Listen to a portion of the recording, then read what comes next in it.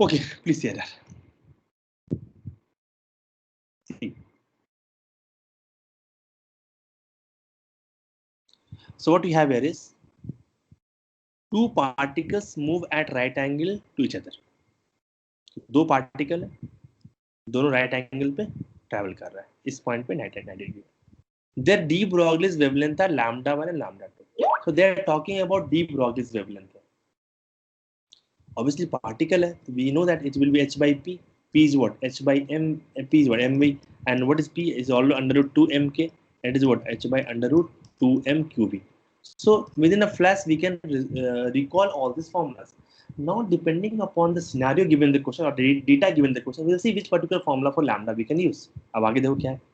The two particles suffer perfectly inelastic collision. Inelastic का मतलब क्या होता है? After collision they will stick together. वो दोनों एक बॉडी बन जाएंगे. That's the meaning of inelastic collision. ठीक है ना? ऐसा होता है. The de Broglie's wavelength lambda of the final particle. सही बात है यार. ये तो internal collision हो रहा है. There is no net external force. Momentum will be conserved. Momentum will be conserved. Right? Whenever you don't have any external force acting over system, तो momentum conserve होगा. Initial momentum क्या था? इधर एक momentum था तुम्हारे पास p1 वेक्टर और इधर भी एक momentum था p1 वेक्टर p2 वेक्टर. दोनों का रिजल्टेंट कैसे निकालोगे?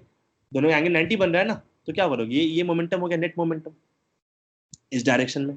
तो फाइनल मोमेंटम जब पार्टिकल बनेगा, this particle will also have same momentum p vector, उसका भी क्या होगा? इसी डायरेक्शन में होगा. तो मैंने जस्ट इक्वेट कर दिया दोनों को. But then how you write root na root, so resultant momentum is the same as whatever the incident momentum you had here. So I will square both sides. P1 I can add what? I will use this formula h by this lambda. What is p?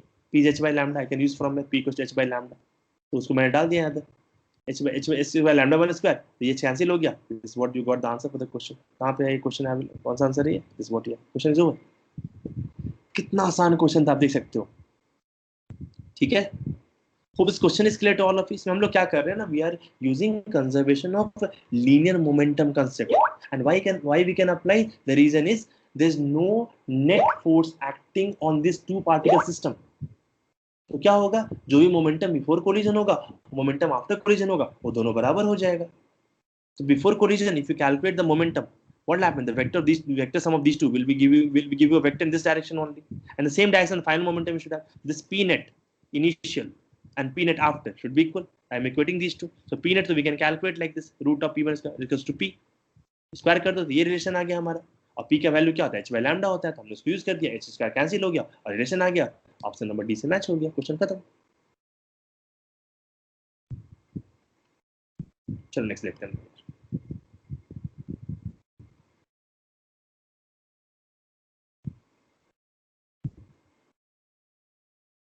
See this question. तो इधर question क्या है?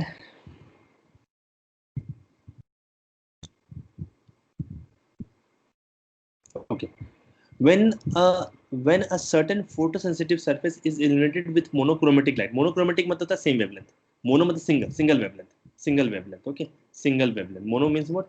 Single wavelength, single lambda. That's the meaning of monochromatic light. When a certain photosensitive surface is illuminated with monochromatic light of frequency nu, the stopping potential for the photocurrent is minus of V0 by 2. When the surface is illuminated by monochromatic light of frequency nu by 2, this nu by 2, not V, it's nu by 2, the stopping potential is minus V0. They're asking the threshold frequency of the photo. So they're asking threshold frequency. See, if I calculate work function, if I know this, what is the work function? H nu naught. Right. So from there, we can always calculate threshold frequency. Or we can calculate threshold wavelength also. They're asking for so we can, so whenever they ask you to calculate threshold frequency, you can always target to calculate what? Work function. उससे भी काम हो जाएगा. ठीक है ना? देखो यहाँ पे. What is case 1? Incident frequency is nu naught by 2 and then nu naught. So we'll get h nu by 5. Here you will get what? H, because incident frequency is nu and the work, sorry, for the first case your frequency is nu and your work function is nu, is v naught by 2. I'm writing it here. V naught, I'm writing V naught by 2, nu. In the second case is V naught only, but the frequency is nu by 2. ऐसा कुछ हो गया. So what we do now in this case, this E V naught value I'll substitute here. Or you can multiply by 2 and then you can substitute this E V naught value. And after solving this, you'll get the value of phi as what? 3 h nu by 2. What is phi? H nu naught, no? H को हटा दो यहाँ से. So what is the answer? फिर 3 new by 2, that's it, question is over. बात समझ रहे हैं ना? तो ये सब कैलकुलेशन आपको करना आना चाहिए। There's nothing great in this here. Obviously, yeah, the moment they talk about threshold, what do you call, sorry, the stopping potential, एक ही तो फॉर्मूला आपने पढ़ा है, एक ही फॉर्मूला पढ़ा है, E into V naught E minus of 5, 2 बार बोल रहा है, 2 बार लगा दो, जो निकालना निकाल लो, क्वेश्चन इज ओवर। बात समझ रहे हैं सबको? यार आपने एक ही फॉर्मूला पढ़ा ना स्टॉपिंग पोटेंशियल के लिए, E into V naught equals to E minus of 5, 2 बार बोला गया है, 2 बार लगा दो, जो निकालना तो उसको निकाल लो, क्वेश्चन इज ओवर। क्या करना है इसमें? कुछ भी नहीं करना है। किसी का स्क्रीनशॉट लेना तो ले सकते हो। Will move to the next question now. Okay, let's see the next question now. अभी देखो, again a very very easy question. देखो क्या है ये question. The question is a proton and alpha particle with their masses 1:4। नहीं देता तो मुझे पता है, डबली चार्ज हीलियम आयन इसको अल्फा पार्टिकल, ठीक है ना। Charges are in the ratio, ये भी हमें पता है 1:2 ही होता है। From rest through a potential difference of V, ठीक है, in a uniform magnetic field perpendicular to it। तो हम जानते हैं यार, whenever we throw any charged particle perpendicular to a magnetic field, it will perform a circular motion, and R is given as what? R is given as mv by qb। हमें तो रटा हुआ है, इसमें से कोई कंफ्यूजन ही नहीं है। They're asking to compare the radius। So whenever you get such question, I always suggest that make a table like this। ये टेबल मैं बहुत ज्यादा यूज करने वाला हूँ पूरे मॉडर्न फिजिक्स में। I will tell you where all I will make tables। Whenever you get different particles or radioactivity, whenever you have two different samples of radioactive decaying, like let's say parallelly, so we will make table and we'll solve the question। देखो इसमें कितना आसान हो जाएगा। we'll make a table है, particles will write it here, and the features will write here for the particles, like masses, charge, magnetic field, ये सब में सेम है। चार्ज ऐसे कर दिया, what is R? R is mv by qb। so they're telling you that you are accelerating through same Venus, which formula? mv by this formula we will use। see, 2 is same, b is same, q is not same, sorry, q is not same, q और m same नहीं है, q और m बाकी सब तो same है। so this q will go inside the root as q square। देखो यहाँ पे क्या क्या वेरिएबल है? only two things are variable for the two particles। एक क्या आपका वेरिएबल है यहाँ पे, एक v वेरिएबल है और एक यहाँ पे q वेरिएबल है, ठीक है ना। तो ये q will go inside the root as q square, तो फॉर्मूला क्या बन जाएगा? is proportional to m by q। तो बस rp by rq, तो ये ऐसे बन जाएगा देखो। और mp क्या दिया हुआ है? m of alpha is given as what? m मास क्या 4 टाइम्स, यहाँ 4 आ जाएगा, m कैंसिल हो जाएगा, और 4 डबल है तो ये q कैंसिल हो जाएगा, 1/2 1/√2 is the answer for the question. As simple as this यार। बात समझ रहे हैं ना? दोनों पार्टिकल के लिए आपको पहले पता होना चाहिए कि इस when you throwing a charge particle in the magnetic field at normal, तो क्या होता है? It is always circular motion, और रेडियस का फॉर्मूला ये होता है, ये आपको पता है, आपने मैग्नेटिक फील्ड में बहुत डिटेल में पढ़ा है, बस हो गया। बट यहाँ पे मुझे पोटेंशियल भी चाहिए, पहले convert this momentum p in as what? Under root, ये मोमेंटम ही है ना, under root 2mq into v। उसके जो वैल्यू दोनों डिवाइड करना हम लोग को, तो whatever common we are removing that, जो बच जाता है उसको देखा हम लोग, बस m by q का रूट बन रहा है, डाल दो, इसमें आंसर आ जाएगा। ठीक है, प्लीज टेक द स्क्रीनशॉट है फास्ट, जल्दी से ले लो यार। Okay, let's C next question. फिर से देखो सिमिलर क्वेश्चन आ गया, दो कंपेयर करना है, टेबल नहीं बनाया लेकिन काम वही कर रहा हूँ मैं। देखो क्वेश्चन क्या यहाँ पे दिया हुआ है, a particle A of mass this charge q is excited to potential, तो कौन सा फॉर्मूला? ऑब्वियसली ये वाला यूज करने वाले हम लोग। Another particle B 4m charge Q ही है और पोटेंशियल डिफरेंस ही है, तो दो ही चीज वेरी कर रहा है यहाँ पे। क्या वेरी कर रहा है? मास और वोल्टेज, दोनों का रेशियो ले लो, डाल दो, important answer for the question, खत्म, सिंपल। बस आपको ये समझना था कि lambda equal to h by under root 2m/qv use करेंगे, और इसमें जो जो कांस्टेंट है, जैसे h कांस्टेंट, उसको हटा दो, ठीक है ना, 2 कॉमन हटा दो, चार्ज भी दोनों का सेम ही, हटा दो, तो किस पे बचा? सिर्फ तुम्हारा mv बचा ना, तो is proportional to what? 1/√mv। तो बस उसका रेशियो में इसको यूज कर लो, आपका आंसर आ गया, खत्म। ठीक है, तो जैसे स्क्रीनशॉट ले लो यार, बहुत ही आसान है, ईमानदारी से बनाओ, आपके साथ ऊपर वाला भी ईमानदारी वाला काम करेगा, सीधा बता रहा हूँ मैं आपको। फिर से एक छोटा सा भी बताता हूँ, आप कोई भी मजहब धर्म को फॉलो करो, सब में एक ही बात बताया गया है, ठीक है ना। हमारे धर्म जो मुझे बताया गया है, आप कर्म किए जाओ, अपना काम किए जाओ, उसके ये मत सोचो कल क्या मिलेगा मुझे। अरे आप काम करो ना भाई, आपके जब माँ बाप को बड़ा किए, सोचो थोड़ी बड़ा किए कि कल क्या करेंगे आप, वो तो सोचते अच्छा करें। आप वो सोचते थे आप उनको कमा के खिला दोगे, ऐसा नहीं सोचता कोई माँ बाप, नहीं सोचता यार, बट वो अपना बेस्ट देता है अपने बच्चे को अच्छा करने के लिए। तो आप क्यों नहीं कर रहे हो? जब आपके माँ बाप आपके इतना ऑनेस्ट काम करते हैं, तो हम भी करेंगे ना, हम भी अपना काम बहुत ऑनेस्टली करेंगे, कल जो रिजल्ट मिलेगा ऊपर वाले ने दिया, मानेंगे, वो हमारी किस्मत। जैसे कि आपने, आपके माँ बाप ने आपके लिए बहुत अच्छा किया, आप क्या कर रहे हो, आपकी किस्मत है वो।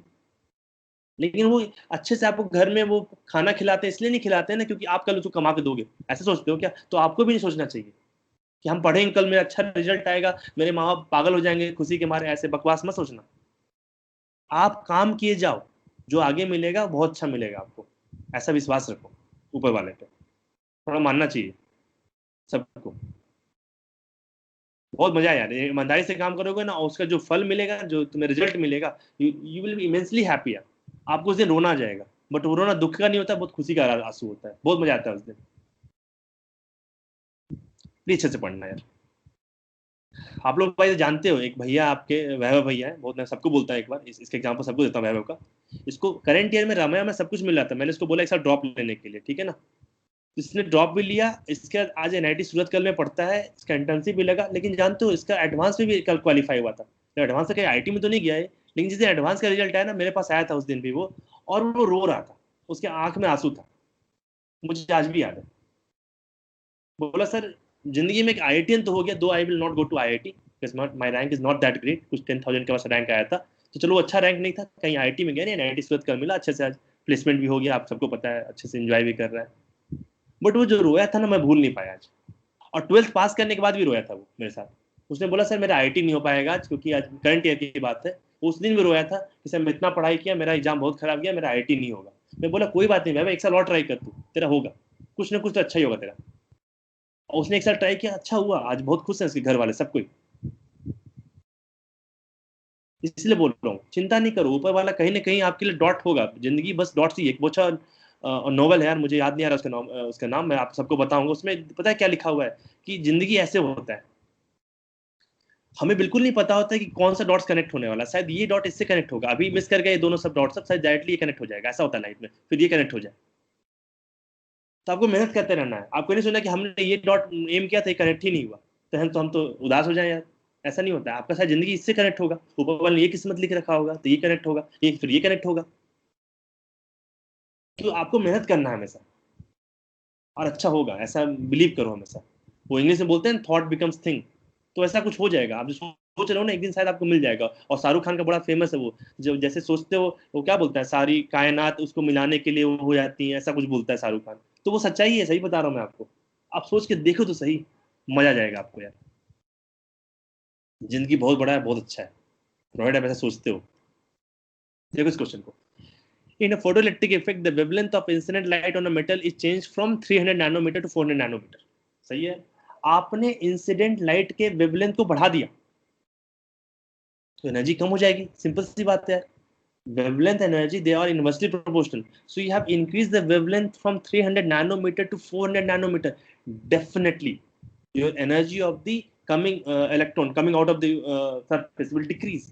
और उन्होंने क्या बोला है, नेक्स्ट बोला है, जो भी देखते हैं हम लोग नेक्स्ट क्या बोला क्वेश्चन में। Not that telling you that, second क्या हो गया, हाँ, the decrease in stopping potential. तो ऑब्वियसली यार, जब आपने एनर्जी कम कर दिया इलेक्ट्रॉन का, तो ऑब्वियसली इसको रोकने के लिए कम ही पोटेंशियल लगाना पड़ेगा, ऑब्वियस बात है, इसमें कौन सी बड़ी बात, लेकिन इसको निकालने बोला है। तो what I will tell you, for such question is a very standard question which will be asked again and again here and there in your paper. तो क्या करना, ऐसे करना, हमें एक ही फॉर्मूला पता है ऐसे के लिए, वही ई वी नॉट वाला लगा दिया, इसको दो सिनारियो के लिए लगा दिया, ऐसे दो सिनारियो के दो बार लगा दिया, और डिफरेंस ले लिया हमें, ये फाइव तो गया, फाइव की जरूरत भी नहीं, गया हवा में, कोई दिक्कत नहीं ऐसे। और ये देखो फॉर्मूला बन गया स्टैंडर्ड। तो ये आपको रटा होना चाहिए कि ऐसे क्वेश्चन में द डिग्री जो भी चेंज है वो निकाल लेंगे आराम से। ऑब्वियसली पहले वाला में कम था तो ज्यादा एनर्जी आता, ई वी नॉट माइनस ऐसे करेंगे, एस टी वैल्यू पता है 124 जो इलेक्ट्रॉन पर नैनोमीटर, ये नैनोमीटर देखो कैंसिल कैंसिल हो गया, यूनिट मैंने दिखाया यहाँ पे, सॉल्व करोगे get the answer for the question as approximately 1 volt. Question is over, very very easy straight question है। ऐसे क्वेश्चन में अगली बार से आप बहुत तमीज से इस फॉर्मूला को डायरेक्ट लगाओगे, ये सब कहानी नहीं लिखोगे, ठीक है ना। ये सिनारियो बहुत ही कॉमन है, where you change the wavelength and they ask you question based on this equation है, ठीक है। If you want you can take the screenshot. So अगली बार ऐसा क्वेश्चन आया सीधे ये V naught minus V naught two ऐसे करके, क्यों मैंने वी नॉट वन पहले लिखा, रीजन इज क्योंकि भाई जब वेवलेंथ कम है तो उसकी एनर्जी ज्यादा होगी, एनर्जी ज्यादा होगी तो वहां पोटेंशियल पोटेंशियल ज्यादा होगी, और ये हो जाएगा काम, खत्म हो गया, ठीक है। चलो next, let's see one more question. The question is, if the de Broglie's wavelength of an electron is 10 to the power minus 3 times the wavelength of a photon. अच्छा, इसमें इलेक्ट्रॉन और फोटोन को कंपेयर किया गया है. Electron तो एक particle है और फोटोन तो लाइट है, दोनों का वेवलेंथ को कंपेयर किया गया, ठीक है ना. And then they are asking the frequency of the electron. तो ठीक है ना यार, कोई दिक्कत नहीं है. सॉरी, फ्रीक्वेंसी, हाँ, स्पीड ऑफ द इलेक्ट्रॉन. तो ठीक है यार, लैम्डा को लिख दिया h/mb इलेक्ट्रॉन के लिए, इसको यहाँ लिख दिया, सारे वैल्यू दिए हुए थे, इससे v की वैल्यू निकाल ली. कौन सी बड़ी बात है, ये सारा फॉर्मूला मैंने रिकॉर्ड कर लिया. ठीक है, समझ में आ गया ना. आपको समझना है कि यहाँ पे ये पार्टिकल है, यहाँ पे फोटोन. तो पार्टिकल के लिए h/mb यूज करना पड़ेगा, उसके लिए तो फोटोन के लिए वेवलेंथ लिखने का एक ही तरीका ही है, क्या है, लैम्डा इज c/u. इसको यहाँ यूज करेंगे, और कोई तरीका फोटोन के वेवलेंथ को लिखने का और कोई तरीका ही नहीं है. But for electron you have a different method available है, but you will go for this method because they are asking to calculate the speed. h/mb use कर लो, उसके लिए c/nu यूज कर लो, उससे आपको v का वैल्यू आ जाएगा. न्यू तो क्वेश्चन में दिया हुआ है, you can see the frequency is given to you. ठीक है, you can take the screenshot है फास्ट. तो आपको बस देखना है कौन सा फॉर्मूला कैसे मैप करना है. इसके लिए आपको बहुत अलर्ट माइंडसेट, काफी रिफ्लेक्स माइंडसेट होना चाहिए, और आप फिर क्वेश्चन को एंजॉय करोगे. ठीक है, जल्दी से स्क्रीनशॉट ले लो and remove this question now. Okay, चलो नेक्स्ट क्वेश्चन देखते हैं लोग. सी है, हाँ देखो, ये क्वेश्चन बड़ा अच्छा क्वेश्चन लगा मुझे. कुछ है नहीं इसमें, आपको एक इलेक्ट्रिक फोटोइलेक्ट्रिक इफेक्ट का फील आएगा इस क्वेश्चन में. देखो, see what is given to you in this question. They are telling you that a metal, second है,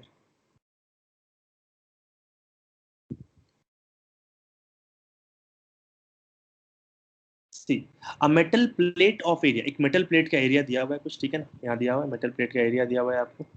ओके, कहाँ गया यार, देखो, अ मेटल प्लेट ऑफ एरिया, कुछ एरिया दिया आपको, ठीक है, is illuminated by a radiation of intensity. Intensity obviously watt per meter square था, आप सबको पता है, हमने already seen, but it's milliwatt, कोई दिक्कत नहीं है. The work function of the metal, work function metal का दिया हुआ है 5 electron volt. The energy of the incident photon is 10 electron volt. Only 10% of it produces photoelectron. वही मैं बोलता, efficiency देखो 10% दिया हुआ है. The number of emitted photons per second and maximum energy. तो Kmax तो निकालना जानते हो आप लोग. Kmax क्या होता है आपको, E minus of 5, E minus of work function. E भी दिया हुआ 10 और वर्क फंक्शन 5 दिया हुआ है, तो के मैक्स तो आपका 5 इलेक्ट्रॉन वोल्ट होगा. 5 इलेक्ट्रॉन वोल्ट यहाँ भी अवेलेबल है, यहाँ भी अवेलेबल है, यहाँ भी अवेलेबल है. ये तो रूल आउट हो गया, कोई दिक्कत नहीं. Now number of emitted electrons per unit second कैसे निकालोगे, अभी बताया था. Intensity, how you can calculate this. I told you, intensity multiply area energy over photon, सब दिया हुआ है, डाल दो, you will get the number of photons per second. Efficiency क्या 10% दिया हुआ है, 10% ले लो, 10 to the power of 11. So what is the answer? Answer is C. The question is over. तो कितना अच्छे सॉल्व कर लिया हमने. पहले हमने निकाल लिया नंबर ऑफ फोटोन्स पर सेकंड, अब बताया था intensity into area by energy of one photon, वो निकल गया, और 10 to the 12 आ गया. बट उसकी एफिशिएंसी कितनी इलेक्ट्रॉन्स की निकालनी, क्वेश्चन में दिया 10%, उसने 10% निकाल दिया, और हमें नंबर ऑफ फोटोन्स इलेक्ट्रॉन्स ने, number of photo electrons emitted पर सेकंड आ गया, वही निकालने बोला था. Question is over.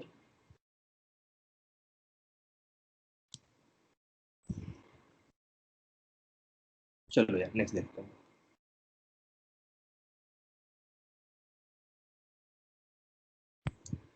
हट यार, एक सेकंड.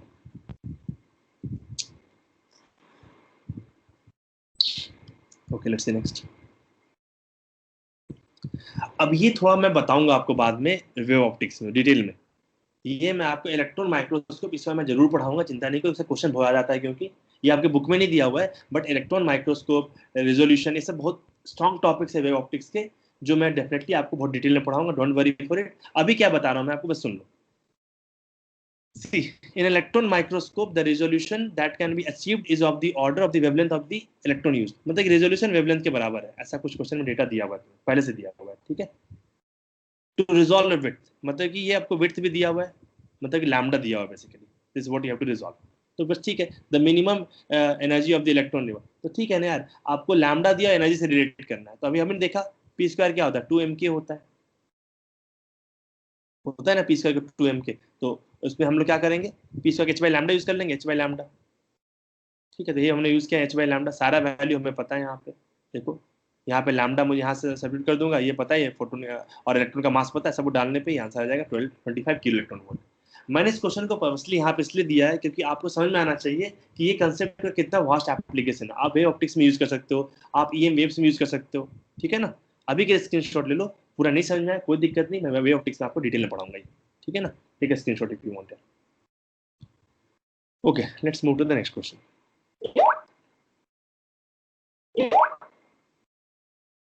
हाँ देखो, ये बड़ा सुंदर क्वेश्चन है, आसान क्वेश्चन लेकिन अच्छा क्वेश्चन, सुंदर क्वेश्चन। देखो कैसे, देखो तुम्हें बोलो सुंदर बोल रहा हूँ यार, ऐसा तो नहीं है, लेकिन अच्छा क्वेश्चन है। ठीक है, सुंदर क्या होता है? Beautiful, it's a very nice question. ऐसी so magnetic field associated with a light wave is given at the origin is given as, कुछ दिया हुआ है यहाँ पे। obviously x, you don't have x here, x ना, वही origin में क्या सारे कोऑर्डिनेट जीरो था, इसलिए वो नहीं है, it's okay. But what you can see here, you have two frequencies here, एक है ये वाला फ्रीक्वेंसी, एक है ये वाला frequency, this frequency is obviously greater than this. now they are asking you work function में दिया हुआ what will be the maximum kinetic energy, तो maximum kinetic energy maximum frequency से आएगा ना, तो you will consider this frequency for the calculation। दो frequency आया, इसको कंसीडर नहीं करेंगे बिकॉज दे आर टॉकिंग, सो हम लोग इसको कंसीडर करेंगे। So what is the formula for linear frequency? Omega क्या होता है? ओमेगा तो होता है 2 पाई/t, और 1/t क्या होता है आपका? f होता है 2 पाई न्यू, तो न्यू का वैल्यू क्या हो जाएगा? ओमेगा/2 पाई हो जाएगा। तो डाल देना भैया यहाँ पे 2 पाई/6.28 कैंसिल हो जाएगा, ये आंसर आ गया तेरा न्यू का। एनर्जी क्या हो जाएगा? एनर्जी इंसिडेंट फोटोन का निकल जाएगा h न्यू, तो के मास क्या हो जाएगा? एनर्जी माइनस वर्क फंक्शन दिया हुआ क्वेश्चन में, उसके यहाँ सब्स्टिट्यूट कर लो, will get the answer for the question. ठीक है ना? चलो स्क्रीनशॉट ले लो, घर में आराम से सॉल्व कर लेना क्लास के बाद। बहुत सिंपल था कंसेप्ट में, यही था कि यदि एक वेव में in one wave if you have two frequency like this, which frequency you will take for the maximum calculation of what you call kinetic energy, you will take that frequency, you will take that which is more, तो ये ज्यादा है, इसको ले लिया। ठीक है, आप चाहो तो स्क्रीनशॉट ले सकते हो। ओके, चलो नेक्स्ट देखो, लास्ट क्वेश्चन।